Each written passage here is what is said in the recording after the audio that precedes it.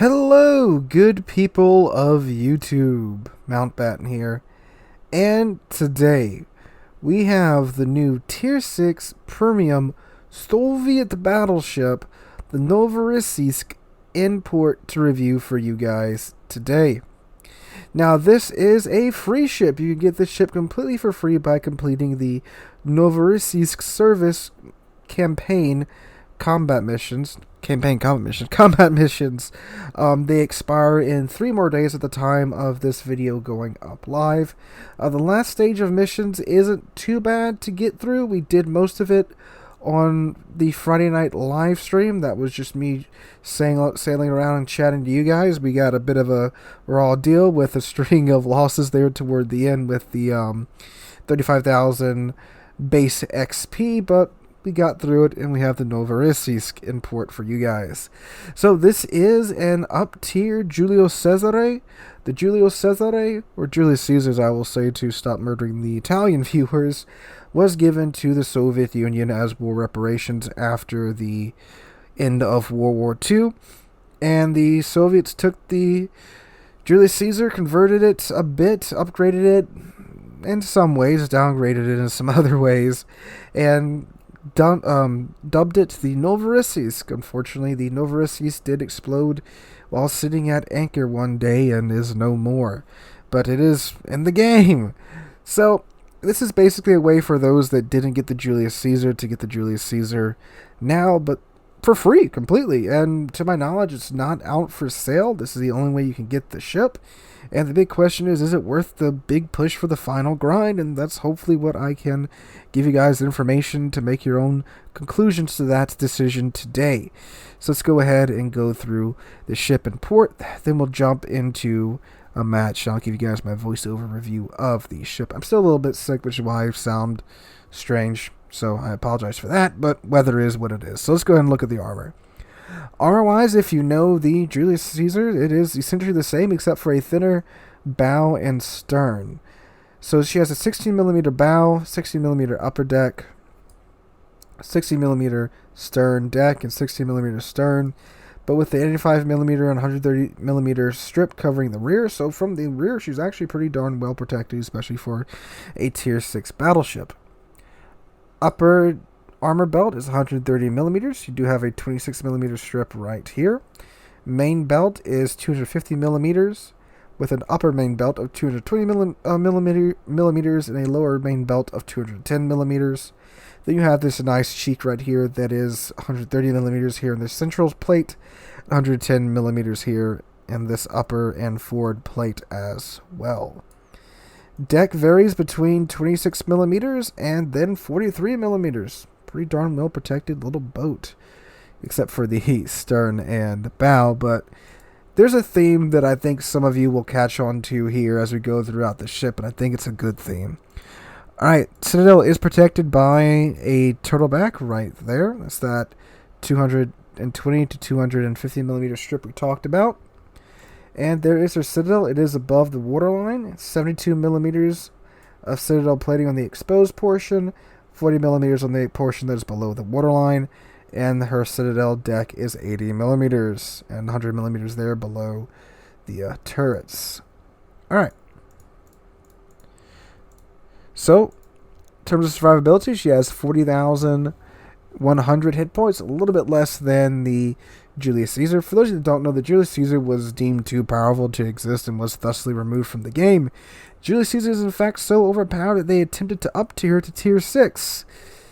Julius Caesar owners didn't really like that, so they gave up on that, and now we have this. I think this is kind of what they wanted to make the ship, but they couldn't.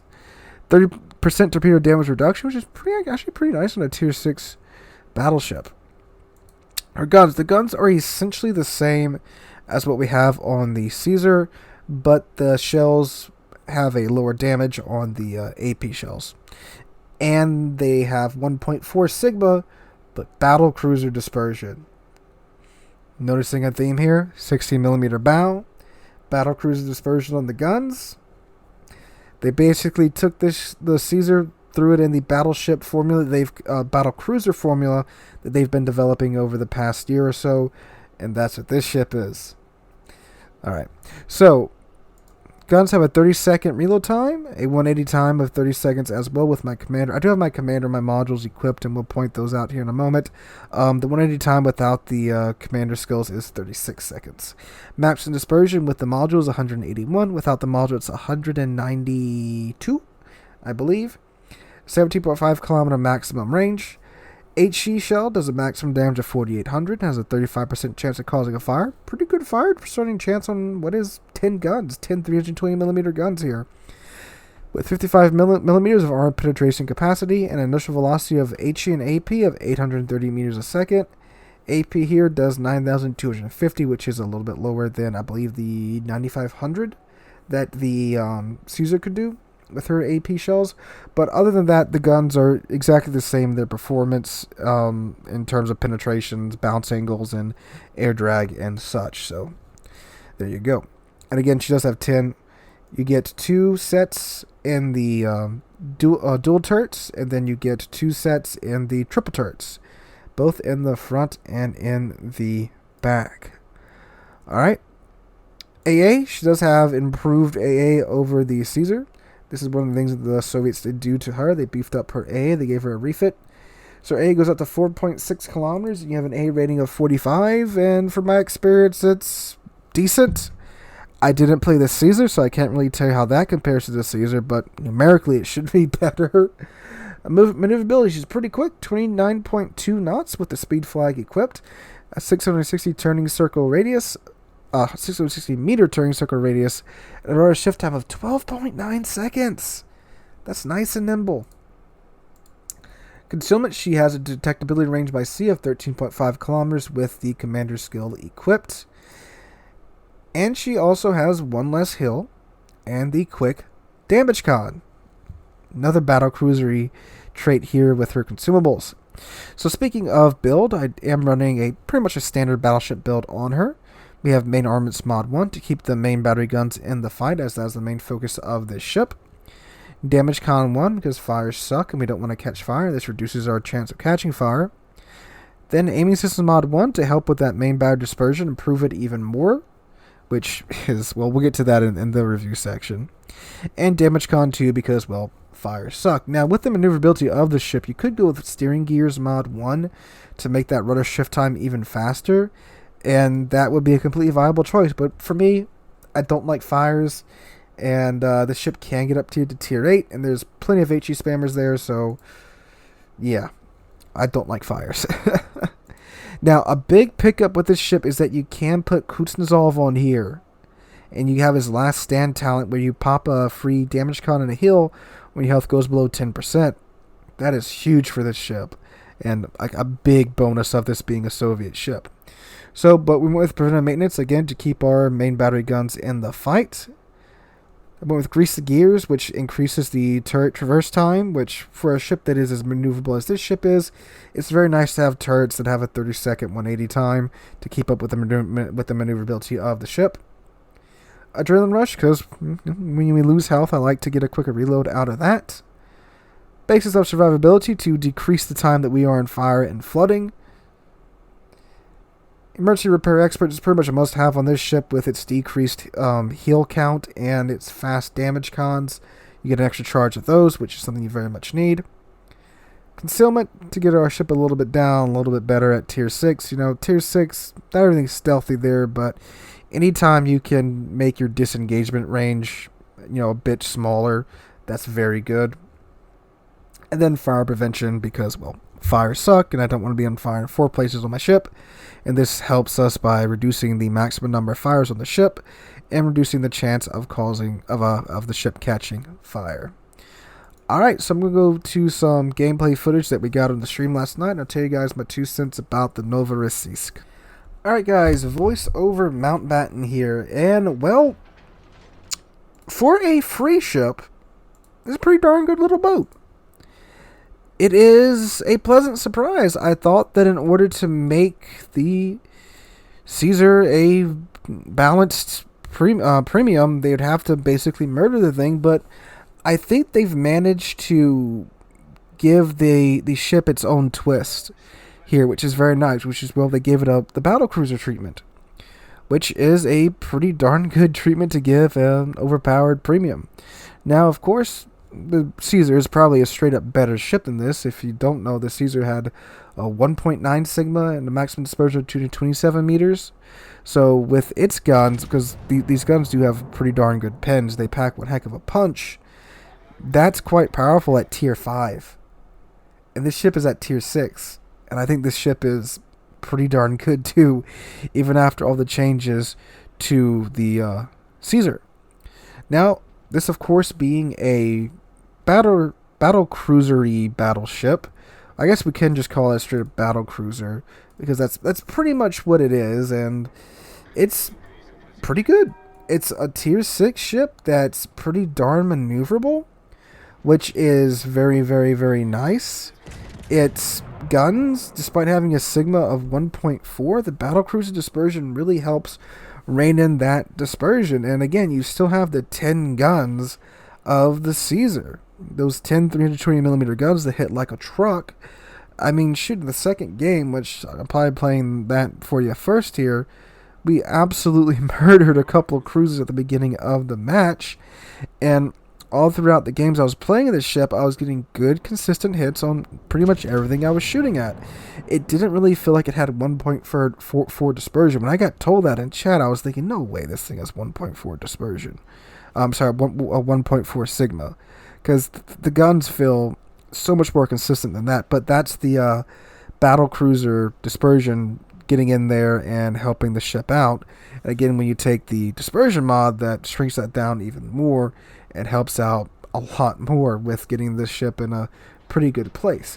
Now, the thinner bow and stern, obviously that hurts. 16 millimeters is not a lot of armor, especially for a battleship, or, well, battle cruiser, whatever you want to call it. For a big armored boat, that is not the best armor in the world.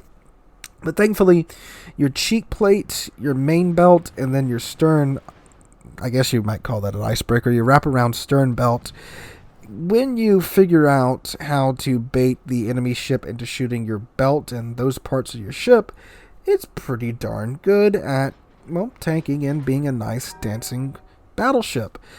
I like battleships that play this. I like the Repulse, I like the Vanguard, and I like this one, and I like the Georgia too. Georgia's a little bit more squishier for its tier, for tier than this thing is, but it does that as well.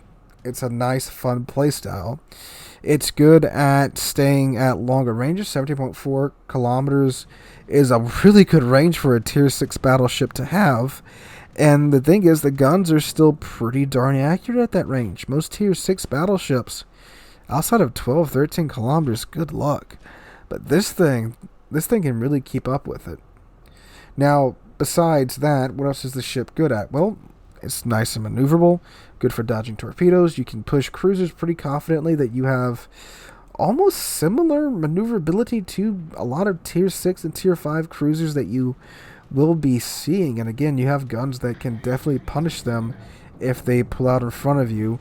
Of course, the guns are smaller for its tier, 320 millimeters, but they still pack a punch, and even some more well-angled cruisers will feel your pain, especially the light cruisers, because the angle, the effective thickness of the armor goes up, and now you can just punch right through to their citadel and murder them quite well. So it's just a fun ship all around, in my opinion. And considering it is again a free ship that you can get by just doing the combat missions, it's, in my opinion, one of the best free ships that Wargaming is giving away. Now, it does have the fast damage con as well. That's something that got switched up, of course. So you do have to be mindful of that, because you only have 5 charges of that. But at tier 6, it's plenty. But the bad side is this can get up tier to tier 8. And that's rough. That's really rough on a ship that has thin armor like this, just like with the Repulse. But unfortunately, this thing isn't as fast as the Repulse. Now, it is pretty maneuverable. Again, a 12.9 second rudder shift time. That's slightly faster than what the Caesar had. But if you're dancing and stuff, you can avoid most of the fire. But when you get hit, you're going to feel it, and you're going to feel it pretty darn hard in the Novorossiysk. So yeah, it doesn't up tier very well. Now, it does have the decent HE, 35% chance on 10 guns. That's not a bad chance of starting a firing with the guns. You can keep up that way, but it's not going to be a fun time with the armor scheme of the ship because your good armor at tier 6 by tier 8 standards, that's just a damage pinata for 16-inch guns, and there's a lot of 16-inch guns at tier 8, a lot of 15-inch guns too that really again don't care about your armor at all. So yeah, it's a good free ship. It's great for tier 6, great for tier 7, but that big jump to tier 8, I just don't think it can really perform too well at that tier. In playing the ship to review, I had one tier 8 game that was unfortunately over in like 3 minutes, but yeah, what are you going to do with 16mm bound stern plating at tier 8? You're going to be delegated to HE spamming. Now, thankfully, you do have a 17-kilometer range, which is okay for tier 8-ish. I mean, you're going to get uncomfortably close, but thankfully, again, the guns are accurate enough to where you can consistently land shots at that range. So, yeah, but when this thing is tier 6, which thankfully tier 6 in matchmaking, you're in tier 6 games more than you're in tier 8 games most of the time. So you have that going for you. When this thing's in tier 6, it's great. It's wonderful. It's a blast. It's a maneuverable battleship. If you like battleships like the Vanguard and the Repulse, battle cruisers like the Repulse, but you guys get what I'm saying. Fast, nimble battleships that they're good at dodging, but when they get hit, you feel it. If you like ships like that, you'll like the Novorossiysk. It's a good take on the ship. I appreciate what they did here. They managed to make it its own thing while still taking what was good from the Caesar and balancing it out with the rest of the ship and the ship's mechanics. So I like it. It's a free ship. I think it's worth the grind. Again, free premium ship, and it's a good one. But that's up to you guys. If you like what you see here in the replays, you'll probably like the ship. So I hope I was able to help you guys make your determination. If you wanted to, go ahead and slog out the grind for the Novorossiysk. If you guys enjoyed the video, make sure to drop a like and subscribe to the channel. We're on our way to 35,000 subscribers. We just passed 31,500 a few days ago, and I cannot thank you guys enough for that. Hope you're having a wonderful Saturday and a wonderful weekend. Hope to catch you guys in the next one.